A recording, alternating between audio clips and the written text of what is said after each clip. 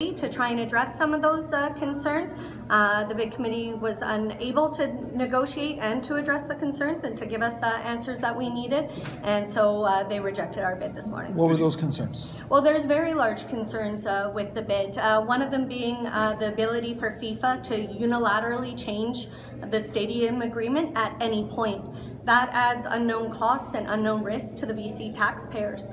We as a province own BC Place, and so we are responsible for the stadium agreement, and we're not willing to put BC taxpayers on the hook for unknown costs. John Furlong says that the province didn't even ask for his help. He ran a successful Olympic Games. Wouldn't it have been helpful? Why didn't you ask John Furlong for help in this? And would it have been helpful to get that advice, considering he had a similar agreement with the IOC on BC Place? We've got a great team between BC Place, between the ministry. We were working closely with the cities on the bid, and I'm very confident that we put forward a bid that addressed all our concerns. What's different for the requirements for this as opposed to the 2015 Women's World Cup, which BC hosted? Yeah, we were very excited to have the 2015 Women's World Cup, but the two agreements are extremely different. The scale of the two tournaments is quite different, and the biggest difference being that Canada Soccer Association took on the indemnities for the province during that tournament.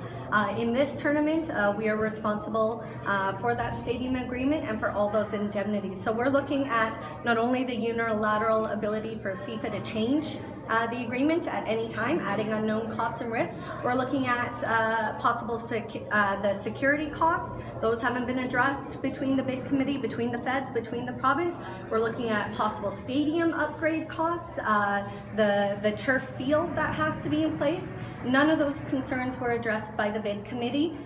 We raised them repeatedly, and we added that into our bid. Do you have any estimate of what the potential exposure was to the province with this open-end agreement? That was part of the really big problem with the bid, is that there's no ability to quantify what that exposure is and how much those risks are going to be. When we're talking security costs in 2026, we don't know what that looks like. When we're talking FIFA's ability to unilaterally change a stadium agreement, we don't know what that looks like. We don't know what they're going to ask and what they're going to walk in and have the ability to do. So we want to make the best decision for BC taxpayers, and that's what we're doing. We can't write a blank check to FIFA, and we won't put BC taxpayers on the hook for something that we can't confirm.